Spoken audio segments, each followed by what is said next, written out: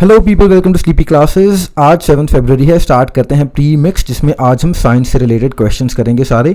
पहला क्वेश्चन है, government has recently abolished the anti dumping duty on purified terephthalic acid. तो आपको बताना है कि जो PTA है वो कौन से प्रोडक्ट की मैन्युफैक्चरिंग में यूज़ होता है। क्या वो पेस्टिसाइड्स हैं या पॉलिएस्टर प्रोडक्शन है या मेडिसिन है या फिर इनमें से कोई भी नहीं है, कोई और चीज़ है। So you have to think about it and the correct answer is B, polyester production.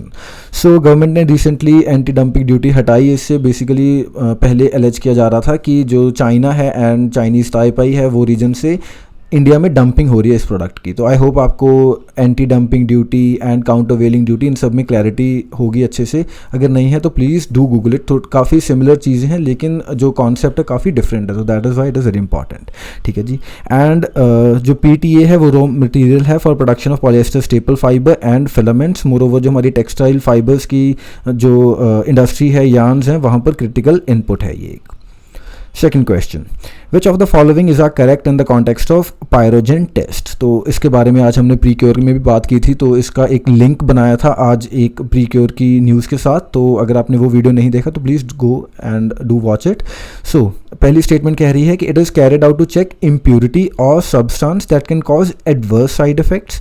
दूसरी स्टेटमेंट कह रही है कि ये जो टेस्ट है वो रैट्स के ऊपर परफॉर्म किया जाता है। So you can pause and the correct answer is one only. तो जो पहली स्टेटमेंट है वो बिल्कुल सही है। इस टेस्ट का जो मकसद है वो वही है कि अगर कोई इम्प्योरिटी है हमारी जो वैक्सीन बनाई जा रही है उसमें, वो पता चल जाए। एंड दूसरी चीज़ कि अगर कोई ऐसा सब्सटेंस है जो ह्यूमन हेल्थ के ऊपर साइड इफ़ेक्ट्स करेगा तो उसको भी हम अकॉर्डिंगली केटर कर पाएँ। एंड ये रैट्स नहीं, रैबिट्स के ऊपर परफॉर्म किया जाता है। तो मई 2018 की बेसिकली न्यूज़ थी ये। उसके बाद again time and again news में आती रही है। तो मई में भी हमने 2019 में भी इसको डिस्कस किया था। तो इंडियन फार्माकोपिया कमीशन बनाया गया था ministry of health and family welfare द्वारा, जिन्होंने 2 एनिमल टेस्ट को रिप्लेस करने की बात की थी। एक था जिसमें से पायरोजन टेस्ट एंड दूसरा था एबनॉर्मल टॉक्सिसिटी टेस्ट। तो पायरोजन टेस्ट में बेसिकली जो भी वैक्सीन होती थी रैबिट्स के ऊपर टेस्ट की जाती थी एंड अकॉर्डिंगली जो रिजल्ट्स थे उनको ट्वीक किया जाता था। So that's a different story. लेकिन आपको जो मेजर चीज़ क्या पता होनी चाहिए कि पायरोजन टेस्ट किससे रिलेटेड है, कौन सा एनिमल या रोडेंट इसमें यूज़ होता है and accordingly abnormal toxicity test क्या है। इसके बारे में हमने इलेबोरेट डिस्कशन पहले किया हुआ है, तो आई वोंट रिपीट अगेन है। ठीक है जी। जो एबनॉर्मल टॉक्सिसिटी टेस्ट है बेसिकली उसका जो अगर ब्रॉडर एजेंडा देखें कि कोई पोटेंशियल हैजर्डस कोई बायोलॉजिकल कंटेमिनेशन ना हो हमारी वैक्सीन फॉर्मुलेशन में, उसके बारे में बात करता है। Third question, which of the following statements in the context of human body temperature are correct. तो इसके बारे में इंडियन एक्सप्रेस में एक एक्सप्लेन में पूरी रिपोर्ट का जिक्र हुआ है, तो उसके जो फाइंडिंग्स हैं उन्हीं पर हमने क्वेश्चन फ्रेम किया है ये। तो पहली स्टेटमेंट कह रही है कि रिसर्चर्स ने देखा है कि जो बॉडी टेम्परेचर्स हैं, human body temperatures, they have declined over the last 2 centuries. तो क्या ये बात सही है कि अगर हम आज से 200 साल पीछे जाकर देखें तो तब नॉर्मल ह्यूमन बॉडी टेम्परेचर ज़्यादा था कंपेयर टू टुडे। एंड दूसरी स्टेटमेंट है कि जो डिक्रीज है in temperature that can be explain by reduction in metabolic rate. तो क्या ये बात सही है, आपको बताना है। You can pause and the correct answer is C, both 1 and 2। तो दोनों ही स्टेटमेंट्स ट्रू हैं। इनफैक्ट जो रिपोर्ट की हम लार्जर फाइंडिंग्स भी देखते हैं यहाँ पर, तो time and again different studies होती रही हैं with varied sample size, varied तरीक़ों से कि जो इंस्ट्रूमेंट्स हैं वो भी चेंज करके देखा गया। तो जो नॉर्मल बॉडी टेम्परेचर है, जो एवरेज बॉडी टेम्परेचर है, वो इस रेंज में कहीं ना कहीं घूमता रहता है। तो it has never been consistent कि उतना ही नहीं आया हर टाइम। तो ट्रेंड्स क्या रहे हैं? सबसे पहले तो जो बॉडी टेम्परेचर है it is higher in younger people, in women, in larger bodies and at later times of the day. तो इनफैक्ट अगर आप कंसिस्टेंसी की बात करें तो किस टाइम ऑफ डे में आप चेक कर रहे हो टेम्परेचर, उसके ऊपर भी डिपेंड करता है कि बॉडी टेम्परेचर क्या होगा। And bodies of man born in the mid 1990s is an on average 1.06 degree Fahrenheit cooler than those of men born in early 1800s। तो यहाँ पर से हमारी जो पहली स्टेटमेंट थी वो करेक्ट होती है। And body temperature of women born in the early to mid 1990s is on average 0.58 degree Fahrenheit lower than that of women born in 1890s। तो इनफैक्ट वुमेन के केस में भी हमने देखा कि जो टेम्परेचर है वो डिक्रीज़ हुआ है एंड मेन के केस में भी देखा।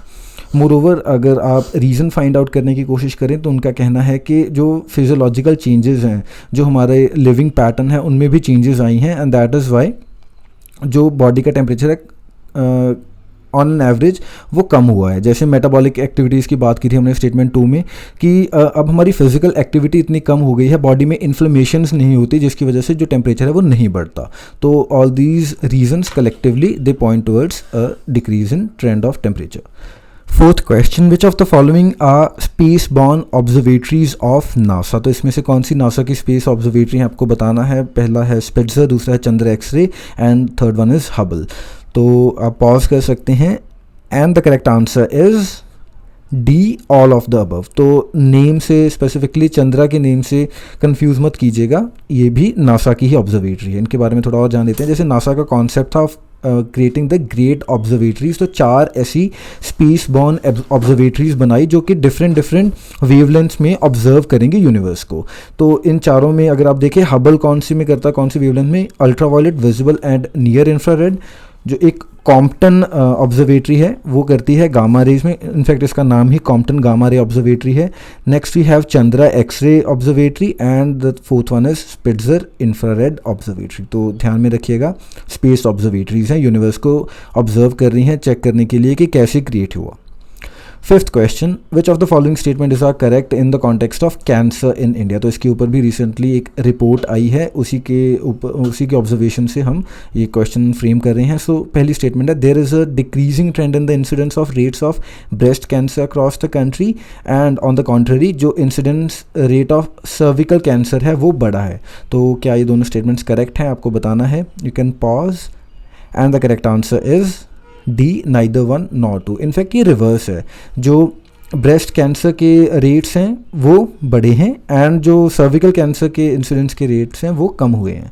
तो इसके ऊपर जान लेते हैं थोड़ा। तो अगर हम देखें यहाँ पे जो इंसिडेंट्स हैं ब्रेस्ट कैंसर के वो बढ़ते जा रहे हैं over a period of time. जैसे देखें 1.4% से 2.8%, ऑलमोस्ट डबल हो गया है, एंड जो अफेक्ट हैं वो अर्बन एरियाज़ में ज़्यादा विजिबल हैं as compare to the rural areas. And दूसरी चीज़, अगर आप बात करें इंसिडेंस रेट्स जो कि कैंसर टाइप्स के, कौन से कैंसर टाइप्स के बढ़ रहे हैं, तो वो कैंसर टाइप्स जो एसोसिएटेड हैं विद ओवरवेट, ओबेसिटी, एंड जहाँ पर फिजिकल एक्टिविटी कम है, जैसे आपका यूट्रीन कैंसर है, ओवेरियन कैंसर है, प्रोस्टेट कैंसर एक्सेट्रा। तो इन सब केसेस में जो जहाँ पर फिजिकल एक्टिविटी रिड्यूस्ड है वहाँ पर जो अफेक्ट्स हैं कैंसर के या जो इंसिडेंसेस हैं वो बढ़ते जा रहे हैं। सो अकॉर्डिंगली अगर आप देखें तो जो non communication type of disease हैं, जो हमारे लाइफस्टाइल डिजीज़ हैं, वो कहीं ना कहीं डायरेक्टली रिलेटेड है इनसे। एंड जो दूसरी चीज़ सर्विकल कैंसर की अगर हम बात करें तो 2% से कम होकर 3.5%, यानी जो रेट है वो बढ़ता जा रहा है। इससे पहले -2% से कम हो रहा था कैंसर, सर्विकल कैंसर, अब -3.5% से हो रहा है। तो अकॉर्डिंगली जैसे यहाँ पर हमें प्रोग्रेस दिख रही है। ठीक है जी, so that is all for the day. Thank you for watching, bye bye.